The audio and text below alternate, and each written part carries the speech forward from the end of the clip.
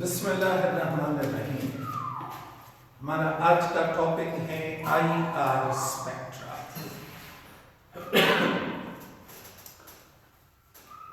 IR spectra के 3 applications हैं। पहला एप्लीकेशन है, इसकी मदद से हम एक ऑर्गेनिक कंपाउंड में मौजूद फंक्शनल ग्रुप को पहचान लेते हैं। Functional group identification.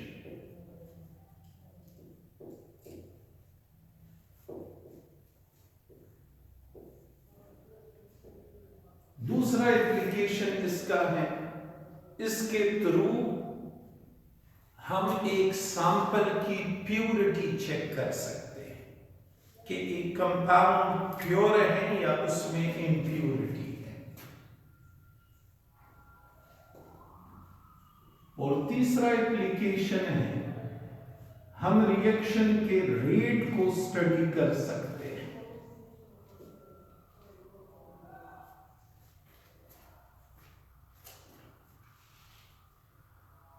IR spectra record करते वक्त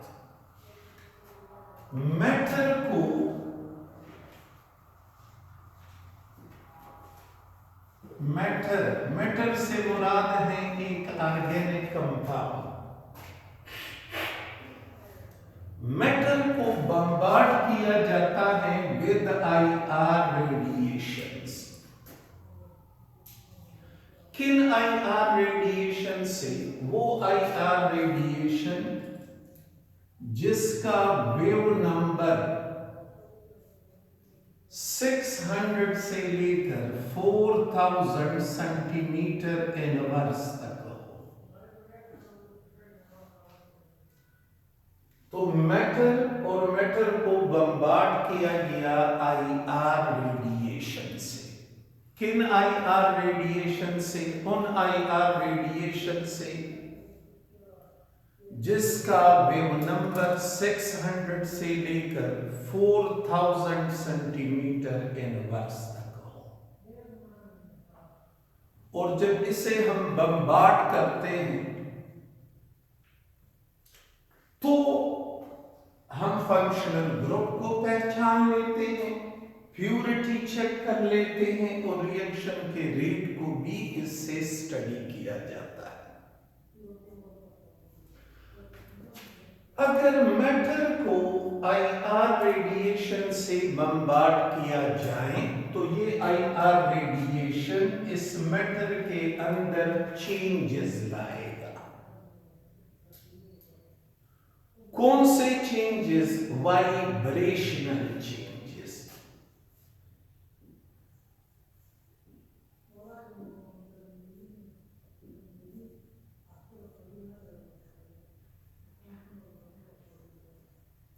इस मैटर के अंदर वाइब्रेशनल चेंजेस आएंगे।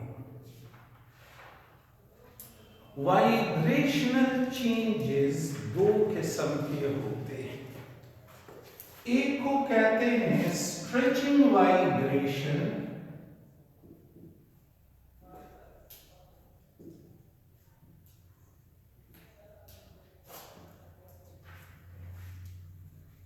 जबकि दूसरे को कहते हैं बेंडिंग वाइब्रेशन।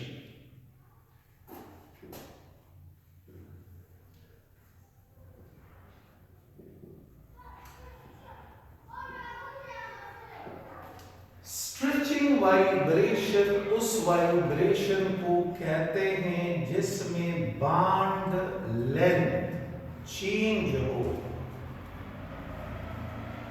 बॉन्ड एंगल पे कोई फर्क ना पड़े। ऐसा वाइब्रेशन जिसमें बॉन्ड लेंथ चेंज हो, बॉन्ड एंगल पे कोई फर्क ना पड़े।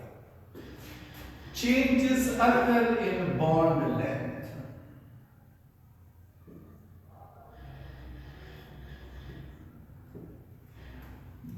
ये बात जहन में रखनी है कि ये जो बांड होता है, bond, it is flexible like a spring, it is not rigid, ये सख्त नहीं होता, फिक्स नहीं होता। ये बांड ऐसे अपने नेचुरल फ्रीक्वेंसी से वाइब्रेशन करता है। तो ये देखिए, दो एटम आपस में बॉन्डेड हैं, सॉरी 3 एटम, और इनके बीच एंगल है 180 डिग्री। ये इनका लेंथ है। अगर मैं इस मैटर को बम्बार्ड करूं आईआर रेडिएशन से, और ये रेडिएशन इसमें स्ट्रेचिंग वाइब्रेशन ले आए, तो ये ऐसे स्ट्रेच होगा। ये एक लेंथ बांड, ये एक बांड लेंथ में बढ़ जाएगा, दूसरा रिड्यूस हो सकता, या दोनों रिड्यूस हो सकते हैं, या दोनों लेंथ में बढ़ सकते हैं। ऐसे इसको कहते हैं, इससे सॉरी, ये जब एक का लेंथ बढ़ जाए और दूसरे का लेंथ कम हो जाए, इसे कहते हैं एसिमेट्रिक स्ट्रेचिंग।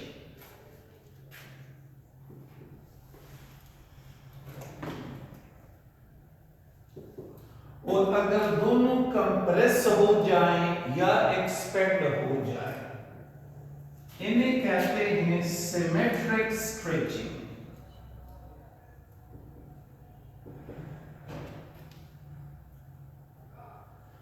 आपने देखा कि दोनों केसेस में बॉन्ड एंगल वही 180 डिग्री है। फर्क किस चीज में पड़ा है? फर्क पड़ा है बॉन्ड लेंथ में। Okay, bending vibration. दूसरे किस्म के वाइब्रेशन जो मुमकिन होते हैं वो है बेंडिंग वाइब्रेशन, और ये इसका उलट है। बेंडिंग वाइब्रेशन उस वाइब्रेशन को कहते हैं जिसमें बॉन्ड एंगल चेंज हो, बॉन्ड लेंथ पे कोई फर्क ना पड़े। चेंजेस अगर इन बॉन्ड एंगल,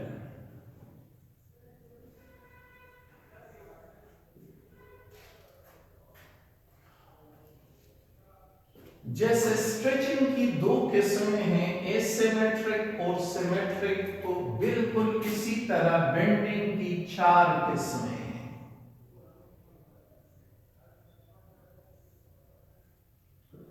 सिजरिंग,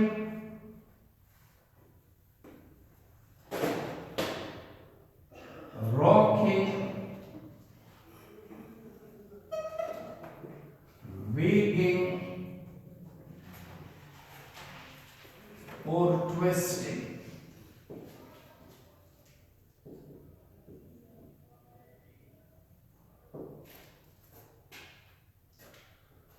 इसी मॉलिक्यूल को कंसिडर करें ऐसे यूं,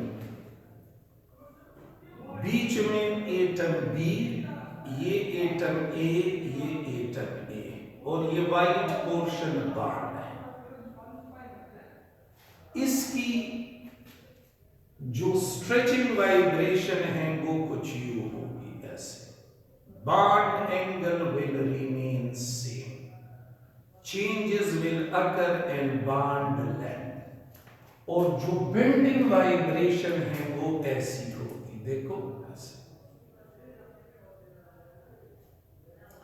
किस चीज में चेंजेस आ रहे हैं? बॉन्ड एंगल में। और बेंडिंग वाइब्रेशन की कितनी किस्में हैं? 4 किस्में हैं। Scissoring, rocking, wagging, twisting. Scissoring का मतलब है कैंची की तरह, लाइक सीजर।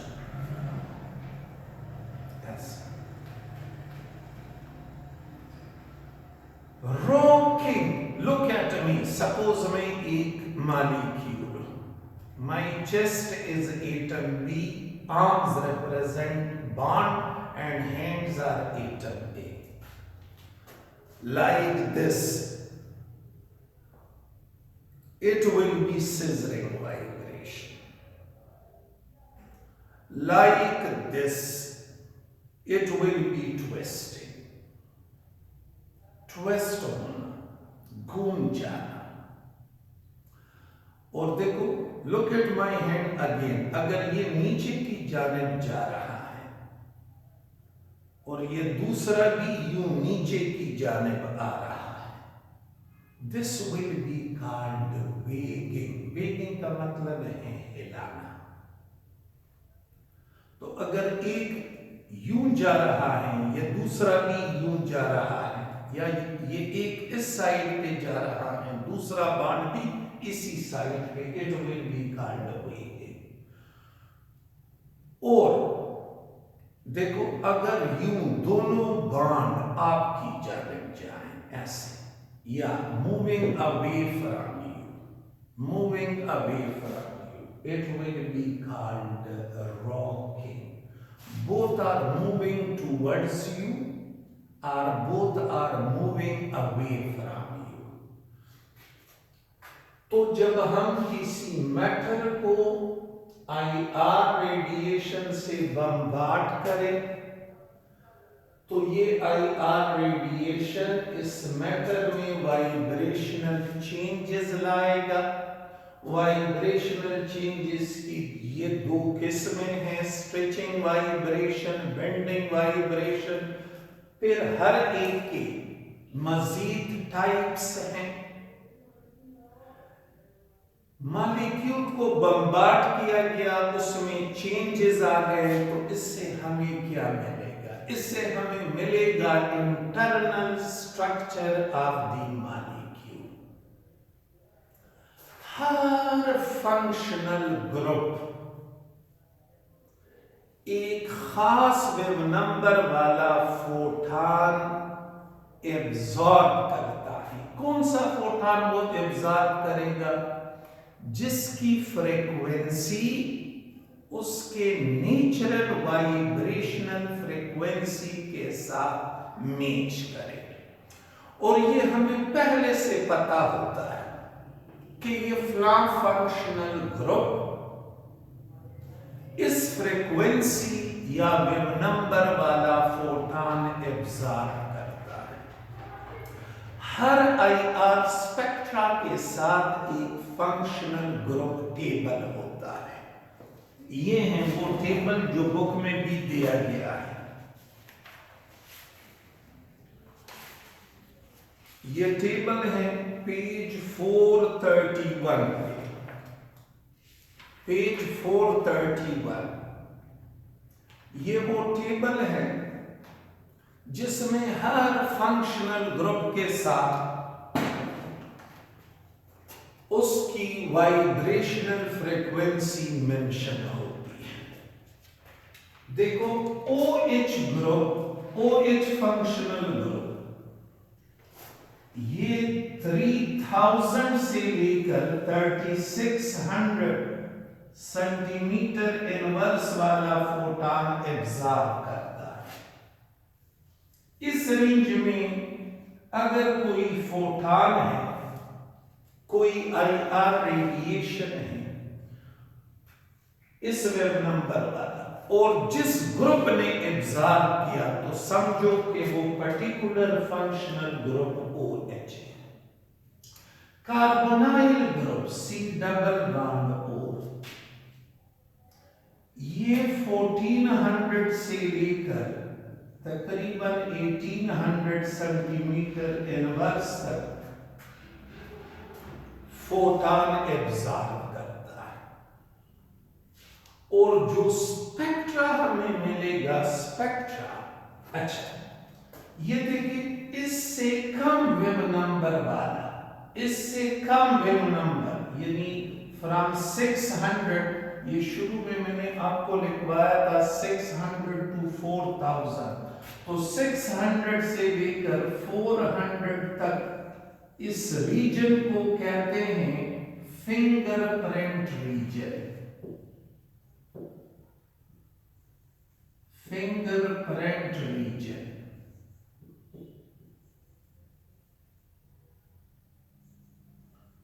जबकि इससे आगे वाले को कहते हैं फंक्शनल ग्रुप रीजन।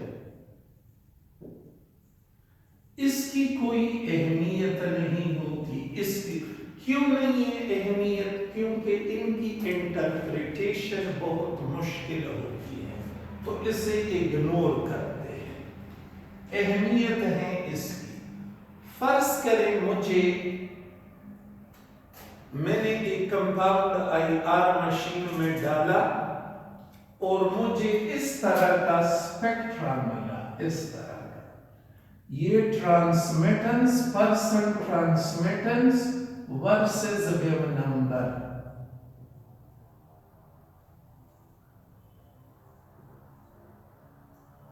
इसमें डिप बनते हैं। मैंने जब ये पहला डिप देखा तो ये बना है लेट्स सपोज 3200 सेंटीमीटर इनवर्स पे, और जब ये दूसरा डिप देखा तो लेट्स सपोज ये बना है 1700 सेंटीमीटर इनवर्स पे। अब मैं इस कंपाउंड के, और मुझे ये पता है कि ये कंपाउंड एक प्योर कंपाउंड है, इसमें इम्प्योरिटी नहीं है, तो अब मैं ये चीज बताऊंगा कि ये जो कंपाउंड है इसमें है OH फंक्शनल ग्रुप, क्योंकि OH फंक्शनल ग्रुप का डिप बनता है इस रेंज में, और ये जो कंपाउंड है इसमें है carbonyl functional group C double bond O, क्योंकि कार्बोनाइल फंक्शनल ग्रुप का डिप बनता है इस रीजन में।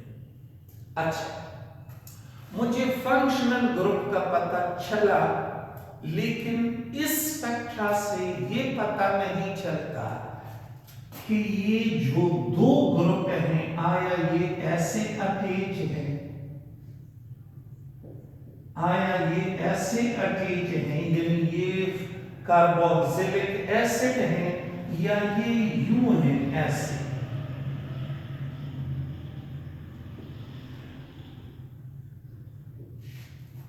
ये पता नहीं चलता, लेकिन इससे ये पता जरूर चलता है कि इस कंपाउंड में दो फंक्शनल ग्रुप हैं, one is carbonyl group and other is hydroxyl group. और यूं हम जब स्पेक्ट्रा रिकॉर्ड कर लेते हैं, हम इस काबिल बन जाते हैं कि कंपाउंड में फंक्शनल ग्रुप को पहचान लेते हैं। That was all about IR spectra.